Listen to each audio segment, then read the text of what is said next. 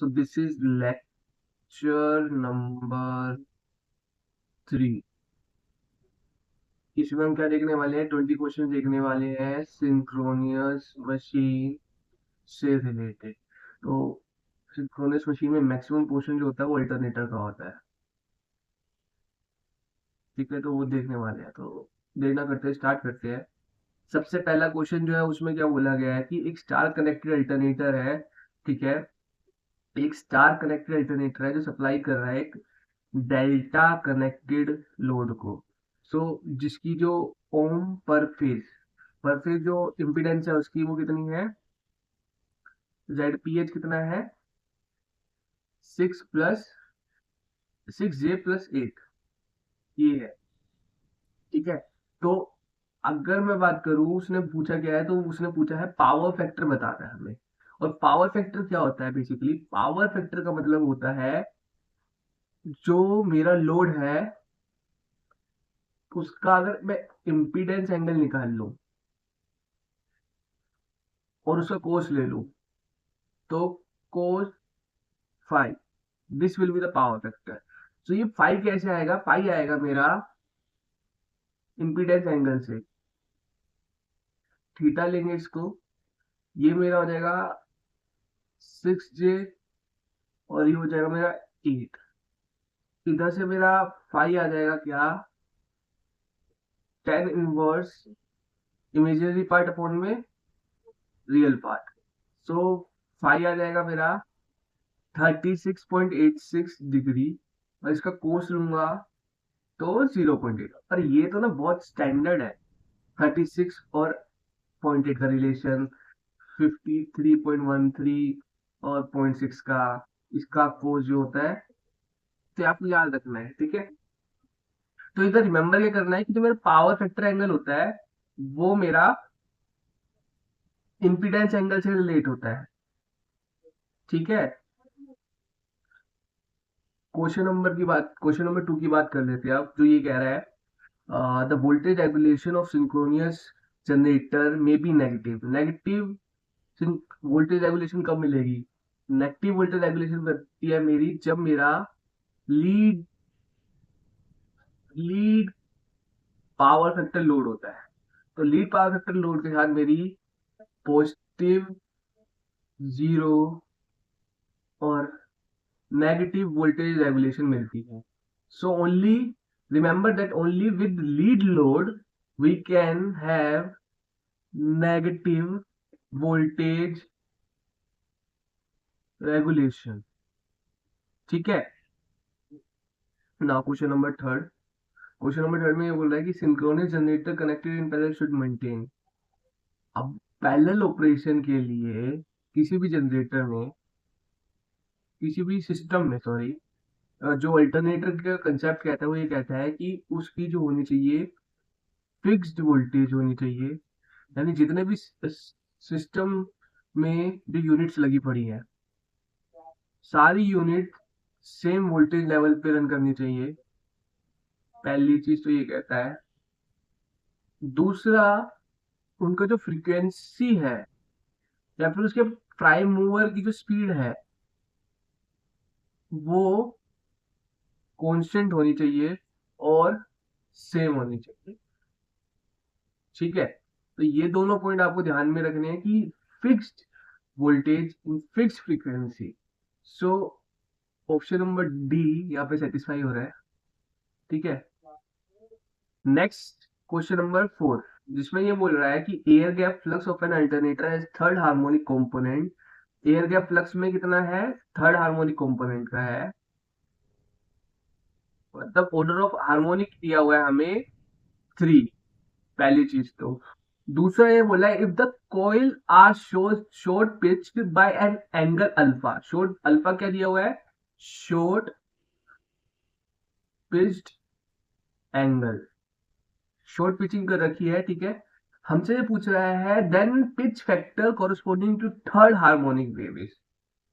तो pitch factor KP से denote करते हैं जो कि मेरा इक्वल होता है cos n alpha by 2। N जो है ऑर्डर ऑफ हार्मोनिक है और अल्फा क्या है, शॉर्ट पिचिंग एंगल है। सो बेसिकली ये क्या हो जाएगा, cos 3α/2। अगर यहाँ थर्ड की जगह पे फिफ्थ हार्मोनिक होता तो यहाँ पे क्या आ जाता 5। अगर ये सेवंथ होता तो यहाँ 7 आ जाता। तो basically we have to remember this relation, this relation pitch factor for nth harmonic. Okay, question number 5, इसमें क्या बोल रहा है, a 3-phase 50 Hz synchronous generator is connected to an infinite bus through a transformer and two parallel transmission line। तो एक synchronous alternator है, ठीक है ना, वो एक ट्रांसफॉर्मर के थ्रू दो ट्रांसमिशन लाइन से का यूज करके, दो पैरेलल ट्रांसमिशन का लाइन का यूज करते हुए इनफाइनाइट बस से कनेक्टेड है, ठीक है, ये बोल रहा है। और इसकी जो इम्पीडेंस है, और दूसरा चीज क्या बोल रहा है कि इनपुट मैकेनिकल पावर, इस अल्टरनेटर की इनपुट मैकेनिकल पावर जो दी हुई है पीएम 0.8 दी हुई है। इधर से मेरा लोड आ रहा है, ठीक है, ये मेरा ट्रांसफॉर्मर है। ट्रांसफॉर्मर की जो और कंज्यूमिंग ग्रिड क्या पावर कंज्यूम कर रही है, 0.8 प्लस 0.4 जी। ये मेरा एक्टिव पावर को रिप्रेजेंट कर रहा है, ये मेरा रिएक्टिव पावर को रिप्रेजेंट कर रहा है। तो बेसिकली जो पावर कंजप्शन है वो मेरा इनफाइनाइट बस से होगा। दूसरा वो बोल रहा है generator impedance is 0.25 per unit, transformer की इंपीडेंस है जो है 0.5 पर यूनिट, और ट्रांसमिशन लाइन की भी 0.5। ठीक है, तो ये ओवरऑल पैरेलल में है तो ये आ जाएगी 0.25, 0.25, 0.5 और 0.25। सो ओवरऑल हमारी क्या बन जाएगी, 1.0 पर यूनिट इंपीडेंस बन जाएगी इस पूरे इलेक्ट्रिकल सर्किट की। सो नेक्स्ट पेज पे मैं आपको अभी दिखा देता हूँ। सो जैसे मैंने बोला तो कुछ इस तरीके से मेरा इक्विवेलेंट सर्किट बनेगा। फिर जब मैं इसकी सोल्व करूंगा तो मेरी वन जे मेरी जो हो जाएगी ओवरऑल इम्पीडेंस बन जाएगी। तो इधर जो कंसेप्ट लगेगा यहाँ पे, जो मेरी जनरल फॉर्मूला होता है दो, जो मेरी रिएक्टिव पावर होती है रिसीविंग एंड पे, वो किसके इक्वल होती है, sending end voltage, receiving end voltage bye transmission line और ओवरऑल वोल्टेज इनटू में cos of power angle minus receiving end voltage का स्क्वायर बाय एक्सएल। और दूसरा रिसीविंग एंड पे दूसरा जो लगेगा वो क्या लगेगा, V S V R sine of power angle by XL. ये दोनों फॉर्मूले यूज होंगे। तो इसमें वी एस जो है अननोन है, डेल्टा जो है नोन है, वी आर नोन है। इनफाइनाइट बस है तो वन एंगल जीरो रहेगा, ये वन रहेगा, सॉरी एंगल जीरो तो ऑलरेडी कंसीडर हो जाता है। वी आर और एक्सएल कितना आ जाएगा मेरा, 1 पर यूनिट। तो ये दोनों चीजें हम क्यू आर और पी आर हमें पता है, ये 0.4 गिवन है और ये 0.8 गिवन है। तो जब हम इन दोनों को इक्वेट करेंगे तो हमारे पास दो इक्वेशन आएगी। जब हमने इधर से ये फर्स्ट इक्वेशन आ जाएगी मेरी, जब मैं क्यू आर को इक्वेट करूंगा, और जब मैं पी आर को इक्वेट करूंगा तो ये दूसरी इक्वेशन। तो इन दोनों के रेशियो का यूज करते हुए अपन क्या निकाल लेंगे, पावर एंगल निकाल लेंगे, ठीक है, विच इज अप्रोक्सीमेटली 30 डिग्री। और इसी से फिर इस पावर एंगल का यूज करके अपन 0.8 V S sine 30, power angle की वैल्यू इस वाली इक्वेशन में जब रखेंगे डेल्टा की जगह पे, तो वी एस कितना आ जाएगा 0.8 बाय इंटू में 2, which is equal to 1.6 approx. और अगर हम एग्जैक्ट साइन 30 की जगह पे 29.74 रखेंगे तो ये हमको वैल्यू मिलेगी, ठीक है। तो this is the solution related to question number 5। और ये बहुत रिपीटिव क्वेश्चन है, अलग अलग फॉर्म में आ सकता है। These are known as power angle equation, ठीक है ना, सिंक्रोनस मशीन की। Next question number 6। Question number 6 is not related to the concept of synchronous machine. It is basically the concept of error. तो ये बोल रहा है कि मेरा जो वॉटमीटर ने रीड किया, वो रीड किया जो मेजर्ड वैल्यूड है, वो दी हुई है मेरे को 25.34 वॉट, और उसमें एब्सोल्यूट एरर बोल रहा है, यानी एरर बताया है कितना, -0.11 वॉट। हमसे पूछ रहा है ट्रू वैल्यू। सो हमें बेसिक कंसेप्ट ऑफ एरर के हिसाब से पता है कि absolute error is equals to measured value minus में ट्रू वैल्यू। सो इधर से ट्रू वैल्यू क्या आ जाएगी मेरी, मेजर्ड वैल्यू माइनस में absolute error. So PT is equals to, PM मेरा कितना आ रहा है, कितना दिया हुआ है 25.34 माइनस -0.11, तो मेरा एक्चुअल वैल्यू क्या आ जाएगा, 25.34 plus 0.11 is equals to 25.45 watt. ठीक है, तो बेसिक ये, it is not related to the concept of synchronous machine, ये मेरा मेजरमेंट का पार्ट है। Next question number 7, question number 7 में क्या बोल रहा है ये, 3 फेज 50 हर्ट्ज सिंक्रोनस जनरेटर है जो इनफाइनाइट बस से कनेक्टेड है, यानी उसमें बी कितना हो जाएगा मेरा 1 ∠0 वोल्ट्स। ठीक है, और इसमें क्या बोल रहा है कि the maximum power P max, PE max, वो कितनी है मेरी, the maximum power that can be transfer to infinite bus is 1 per unit. The mechanical input कितना दिया हुआ है हमारे को, वो दिया हुआ है √3/2 पर यूनिट। सो इनर्शिया कांस्टेंट दिया हुआ है 5 सेकेंड, और हमसे पूछा क्या है, ओमेगा एन या कह लो ओमेगा नॉट। सो बेसिकली हमने क्या करना है, हमें ये रिलेशन यूज करना है, P M is equals to P max sine delta. P max क्या होता है, VETEF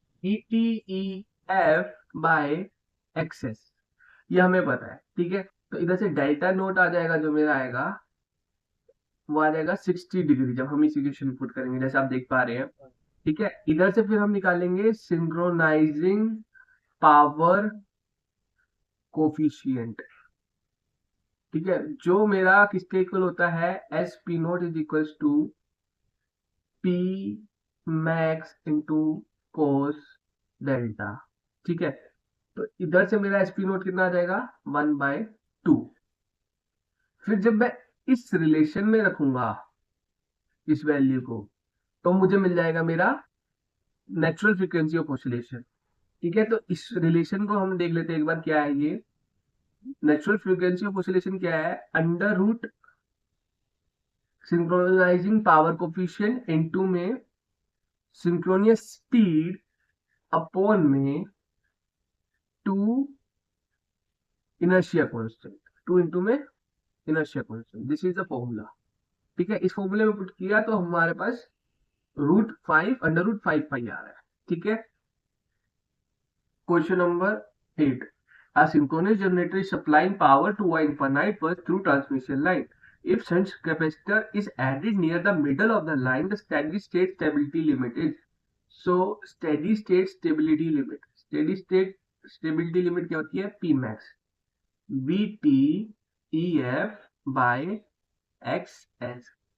अगर मेरे लाइन में मैं कैपेसिटेंस ऐड करूंगा, शंट कैपेसिटेंस, तो मेरा एक्सेस जो होगा उसकी वैल्यू कम हो जाएगी, तो मेरा पीमैक्स बढ़ जाएगा, तो मेरी स्टेडी स्टेट स्टेबिलिटी लिमिट जो है वो बढ़ जाएगी, सो इट विल इंक्रीज।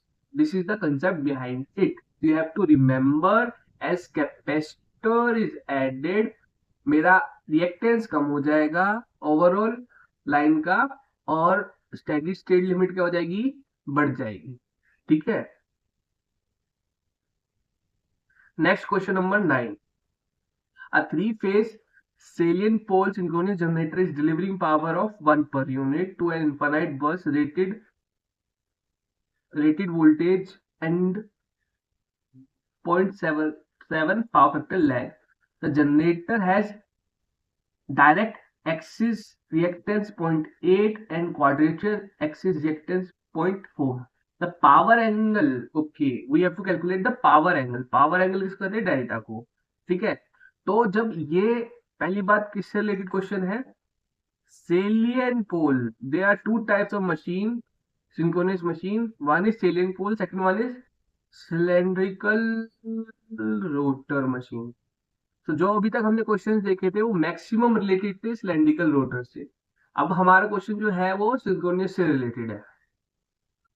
तो हमें क्या ध्यान रखना है, हमें निकालना है delta which is power angle. ये कब निकलेगा, जब मेरे पास साई होगा और फाई होगा। Sai is internal power factor angle, ये एक्सटर्नल है पावर फैक्टर। ये होता है मेरा वीटी और आईए के बीच में, ये होता है मेरा ईएफ और आईए के बीच में।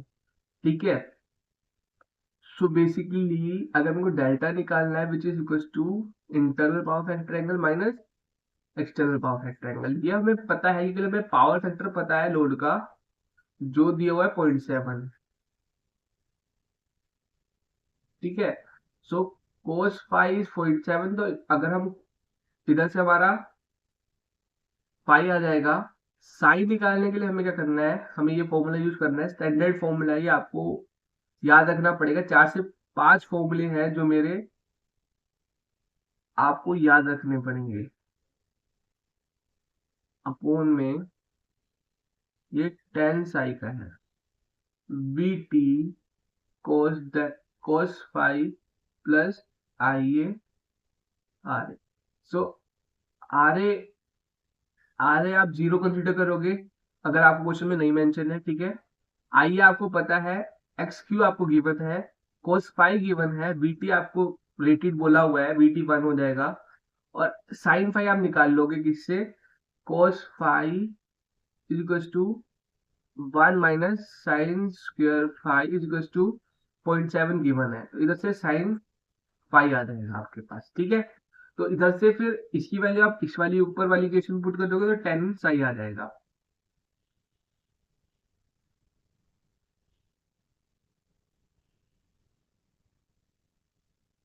तो जब 10 साई की वैल्यू आ जाएगी तो वहां से हम साई की वैल्यू निकाल लेंगे। फाइव हमारा आ जाएगा कोस इनवर्स 0.7। ठीक है ना, तो साई पर चल गया, फाइव पर चल गया, तो इधर से हम क्या निकाल सकते हैं, power factor angle Sai minus five. ठीक है, दिस इज द मेथोडोलॉजी। और आपको एक चीज मैं बताना चाहता हूँ कि सेलियंट पोल थोड़ा मुश्किल इसलिए पड़ता है क्योंकि इसकी 4 से 5 इक्वेशन है। ठीक है, ई एफ की, डेल्टा की, पी की, क्यू की, ठीक है, टेन साई की। ठीक है, ये अगर आपको याद है तो आप सेलियंट के इजिली कोई भी न्यूमेरिकल आ जाए, कोई भी कहीं से भी आ जाए न्यूमेरिकल, आप इजिली सोल्व कर सकते हो अगर आपको ये 5 के रिलेशन याद है तो। तुम्हारा आंसर क्या आ रहा है, 15.79। This is the methodology they are following. This is the standard question. Okay, so you have to remember this. Next question number 10, ये बोल रहा है 10 pole 25 hertz alternator is directly coupled to and is driven by 60 hertz synchronous motor. What is the number of poles for the synchronous motor? ठीक है, तो एक alternator है, वो मोटर से डायरेक्टली कपल्ड है। ठीक है ना, तो जो स्पीड पे इसकी होगी वही स्पीड इसकी होगी। ठीक है, और दोनों अपनी अपनी एन एस स्पीड पे घूमेंगे। तो 120 into F one by P one is equal to 120 F two by P two. इस रिलेशन का यूज करेंगे तो हमको पी टू की वैल्यू आ जाएगी, P two is equal to F2 by F1 into P1। जब F2 की वैल्यू पुट करेंगे इसमें तो हमको 60 बाय 25 इंटू 10, तो इधर से वैल्यू आ जाएगी 24। ठीक है, P2 की। तो आपको ये बात क्या याद रखनी है, दे आर डायरेक्टली कपल्ड तो उनकी स्पीड सेम होगी, सिंक्रोनस स्पीड, क्योंकि दोनों मशीन जो है ना सिंक्रोनस है। Alternator is also synchronous generator we can say, और सिंक्रोनस मोटर, तो दोनों अपनी अपनी सिंक्रोनस स्पीड पे रोटेट करेंगे। तो उनको उस स्पीड पे रोटेट करने के लिए मोटर को क्या पोल्स चाहिए होंगे वो हमें देखने हैं। सो इधर से हमें वो पता चल रहा है, तो इसका हमारा ऑप्शन नंबर सी है। ठीक है।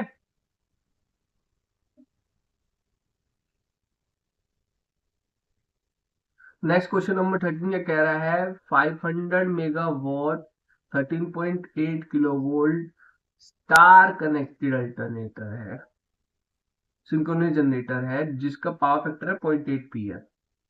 फुल लोड करंट पूछ रहा है। आइए यार, ये तो बहुत सिंपल है। आपको जो हमारा पावर का, एक्टिव पावर का जो स्टैंडर्ड फॉर्मूला है, √3 VL IL cos five. IL क्या आ जाएगा, P/√3 VL cos 5। IL is equals to 500 × 10⁻6 upon में √3 में जो गिवन वोल्टेज होती है वो हमेशा लाइन वोल्टेज होती है, तो ये ध्यान रखना, लाइन वोल्टेज की फॉर्म में ही लिखना। तो ये अप्रोक्सीमेटली 26.248 किलो एम्पियर आएगा। हमें ध्यान क्या रखना है इधर, ये रिलेशन। ठीक है। और ये क्या है, स्टार कनेक्टेड है, डेल्टा कनेक्टेड है, वो भी याद रखना पड़ेगा। ठीक है। क्योंकि कई बार क्या होता है कि हमको टाइप ऑफ कनेक्शन क्या गिवन है वो देखना पड़ेगा, और क्या पूछा है, लाइन वोल्टेज पूछी है, फेज वोल्टेज पूछी है, लाइन करंट पूछा है, या फेज करंट पूछा है, according to the their requirement हमें आंसर करना है। आंसर करते हुए इस चीज का ध्यान रखना है, क्योंकि बहुत मिस्टेक होती है। Next question number 12। ठीक है, वो हमसे क्या कह रहा है कि 20 एम्पियर फील्ड करंट पे जो है in short circuit armature current flow करता है। ISC जो है 400 एम्पियर है, और सेम फील्ड करंट पे जो मेरी एक्साइटेशन वोल्टेज है ओपन सर्किट, वो कितनी है, 2000 वोल्ट है। सो और इसकी जो आर्मेचर रेजिस्टेंस है वो मैं नेग्लिजिबल मानता हूँ। तो मेरा सिंक्रोनस रिएक्टेंस है वो क्या आ जाएगी मेरी, EF/ISC 2000/400। एक्सेस क्या आ जाएगा मेरा, 5 ओम। ये हमसे पूछ रहा है वोल्टेज ड्रॉ, मैग्नीट्यूड पूछ रहा है वोल्टेज ड्रॉ इंटरनल का, ठीक है, लोड के क्रॉस, तो लोड का करंट इनटू में synchronous reactance 1000 volt. Option D is the answer. इस पे ध्यान क्या रखना है आपको, ये दोनों चीजें ध्यान रखनी है। ये है क्या, जो ये है ये शॉर्ट सर्किट करेक्टरिस्टिक है, ये जो है ये ओपन सर्किट करेक्टरिस्टिक है। तो जो शॉर्ट सर्किट करेक्टरिस्टिक होता है वो क्या होता है, IF और IASC, ये लीनियर रिलेशन होता है। वही मेरा ओपन सर्किट करेक्टरिस्टिक जो होता है,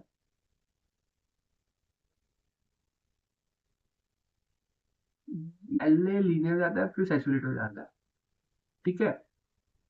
तो हमें क्या देखना होता है कि IF जो होना चाहिए ना, जिस वोल्टेज जिसके लिए मेरे को शॉर्ट सर्किट करंट और EF दिया हुआ है, वो दोनों सेम IF पे होने चाहिए, तभी मैं ये फॉर्मूला यूज कर सकता हूँ डायरेक्ट। और फिर तो वोल्टेज ड्रॉप निकालना है, तो यार वोल्टेज ड्रॉप तो करंट इनटू में सिंक्रोनस रिएक्टेंस। अगर रेजिस्टेंस भी दी होती तो RA+j एक्सेस ले लेते अपन। ठीक है।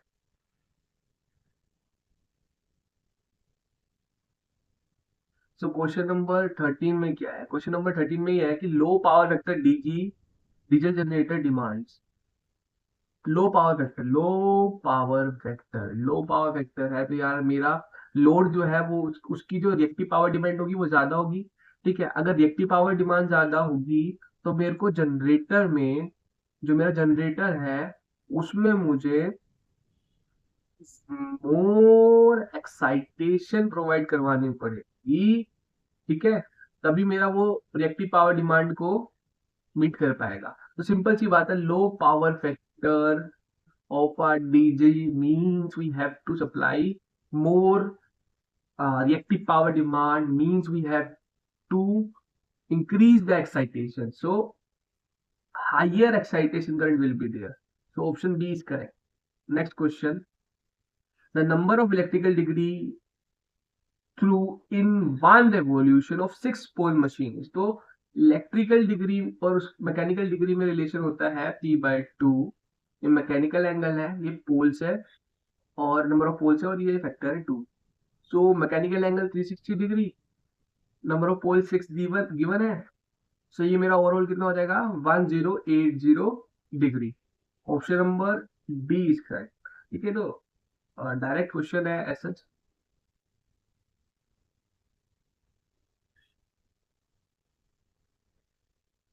क्वेश्चन नंबर 15 देखते हैं। The alternator is generating 210 volt per phase the running at 1500 RPM the speed of alternator drops.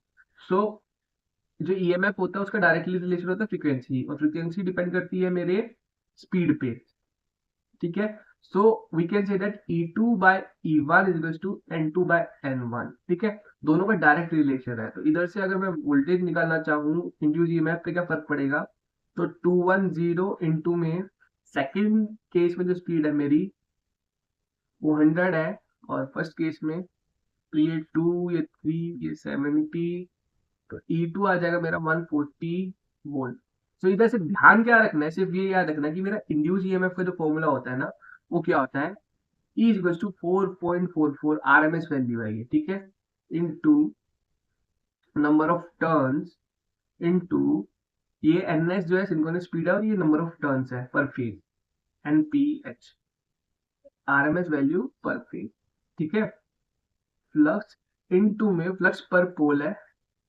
ठीक है, इनटू में फ्रीक्वेंसी, इनटू में वाइंडिंग फैक्टर, फिर इसमें पिच फैक्टर आता है, और पिच फैक्टर आता है, और दूसरा क्या आता है डिस्ट्रीब्यूशन फैक्टर, डिस्ट्रीब्यूशन वाइंडिंग का फैक्टर। तो ये हमें ध्यान रखना है कि ईएमएफ जो है फ्रीक्वेंसी के डायरेक्टली प्रोपोर्शनल है, और फ्रीक्वेंसी क्या होती है 120 F by P is equals to NS. ये रिलेशन पता है, तो इधर से हमारा फ्रीक्वेंसी डायरेक्टली प्रोपोर्शनल है एनएस से, ये पता चल रहा है। तो बस इसी कंसेप्ट का यूज करके अपन इस कंक्लूजन पे पहुंचे हैं, और ये कंक्लूजन से हमने ये आंसर दे दिया है।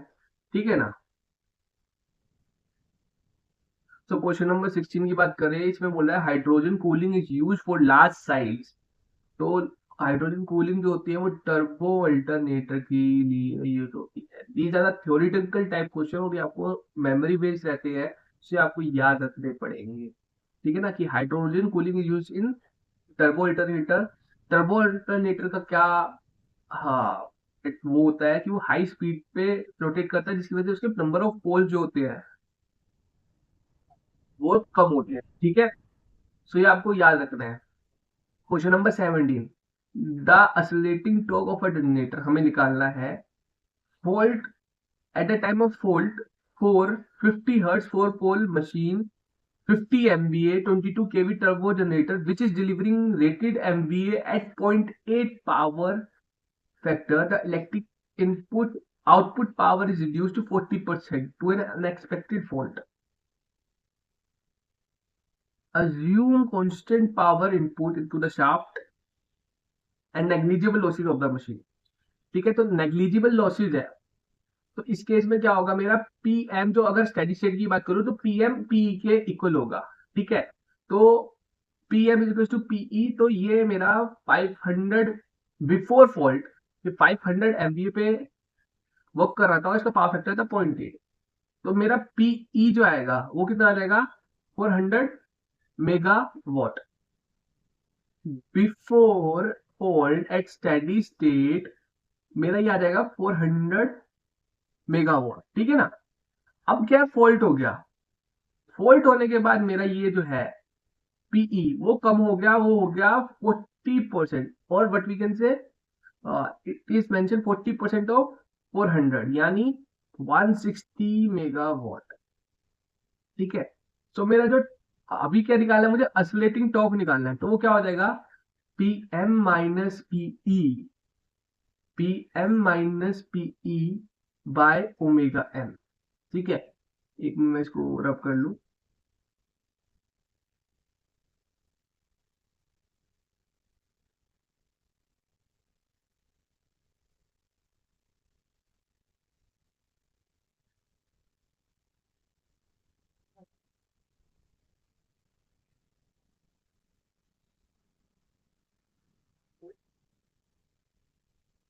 ठीक है, अब ठीक है। सो टॉर्क पीएम कितना है मेरा, पीएम था मेरा स्टेडी स्टेट पे जो आया था मेरा मेगावाट। सो 400 माइनस 160 इंटू 10⁻6 अपॉन में 2π ns/60। ये मेरी सिंक्रोनस स्पीड है और ये गिवन है, ठीक है। ये मेरी रेडियन पर सेकंड में होती है, ये मेरा आरपीएम में होता है। तो इधर से मेरा जो ऑसिलेटिंग टॉर्क आएगा वो कितना आ जाएगा मेरा 1.019 mega newton per metre, per metre नहीं, sorry sorry sorry sorry, newton metre, ठीक है। क्वेश्चन नंबर 18 की बात करूं तो for a three phase alternator 50 MVA match the list one and list two and select the correct answer. List one represent the equivalent circuit parameter of three phase alternator and list two represent the values. So armature resistance, synchronous reactance और leakage reactance, तो इसका बताना है। तो मैं आपको already बता चुका हूँ, पहले भी डिटेल में बता चुका हूँ वीडियोस में, बट अभी क्वेश्चन सीरीज चल रही है तो मैं एक बार फिर बता देता हूँ कि सिंक्रोनियस रिएक्टेंस जो होती है वो मेरी आर्मेचर रिएक्शन और लीकेज रिएक्टेंस से मिलकर बनी होती है। तो अगर ये 100% है तो इसमें 85% ये होती है और 15% ये होती है। और जो मेरा इम्पीडेंस होता है वो RA प्लस जे एक्सएस होता है और RA प्लस जे एक्स AR प्लस जे XL। लीकेज जो होती है वो मेरी 10% अप्रोक्स होती है, ये मेरी 90% या 85%, और remaining will be RA 1 to 5%, ठीक है। तो इधर से हमें ये पता चल रहा है कि एक्सेस जो होगा वो मेरा अप्रोक्सीमेटली 1 पर यूनिट के बराबर होगा, ठीक है, यानी 100%। जो एक्सेल होगा वो मेरा अप्रोक्सीमेटली 10% के बराबर होगा, ठीक है। तो 0.1 पर यूनिट, और रजिस्टेंस जो है वो 1% है, तो 0.1 0.01 पर यूनिट। तो ऑप्शन नंबर जो है D is the correct for this question, ठीक है। लास्ट, सो इधर से भी आप वेरीफाई कर सकते हैं, the same is mentioned here. Question number 19 पे आते हैं। क्वेश्चन नंबर 19 में क्या आ रहा है, when an induction machine is allowed to run above, जब मेरी रोटर की स्पीड जो है वो सिंक्रोनस स्पीड से ज्यादा हो जाए तो वो मेरी मशीन जो है इंडक्शन जनरेटर की तरह काम करती है। अगर मशीन की स्पीड जो है, तो ये सिंक्रोनियस मोटर और synchronous alternator, depending upon input कहाँ दे रहे हैं दूसरा वाला।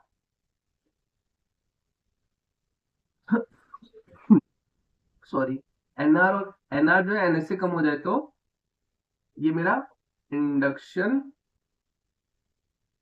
मोटर की तरह काम करेगा। तो ये आपको तीनों चीजें याद रखनी है, ठीक है। बेसिकली हम बेसिक्स में बताया जाता है हमें, ठीक है। तो we have to remember this. और ये क्वेश्चन बहुत थ्योरेटिकल है, डायरेक्ट क्वेश्चन है, BHEL में आया हुआ है ये क्वेश्चन। सो स्कोरिंग है। सो क्वेश्चन नंबर 20 जो मेरा लास्ट क्वेश्चन है आज का, इसमें जो कंसेप्ट है वही जो मैंने ऑलरेडी डिस्कस किया था, वो है पिच फैक्टर को लिख के जो n α/2 होता है। So for neglecting nth harmonic, nth harmonic को नेग्लेक्ट करने के लिए हमको क्या करना पड़ता है, जो एंगल होता है वो होता है 180/n। n is the order of harmonic. अगर मेरा शॉर्ट पिचिंग एंगल अल्फा के इक्वल, अल्फा जो है 180/n के इक्वल है, तो मेरा जो केपी है वो 0 हो जाएगा, ठीक है। This is the condition. तो यही कंडीशन यहाँ यूज करेंगे हम। 180/5 इज टू 36 डिग्री। ये कंडीशन आई कैसे है, इसको इक्वल टू रख दो 0। तो ये 0 कब होगा, cos 90 पे, cos 90 पे। So n α/2 is to 90 degree. तो इधर से अल्फा क्या आ जाएगा, 180/n। So basically we have to remember this, ठीक है ना। ये आया कैसे वो मैंने आपको बता दिया, ठीक। तो आज के लिए इतना ही, मिलते हैं कल बेसिक्स के साथ, 20 क्वेश्चन बेसिक्स पे। तब तक के लिए आप इनको प्रैक्टिस कीजिए, और कुछ डाउट हो तो जरूर मेरे को बोलिए कमेंट सेक्शन में। I will definitely help you, अगर मेरे लिए पॉसिबल हुआ तो।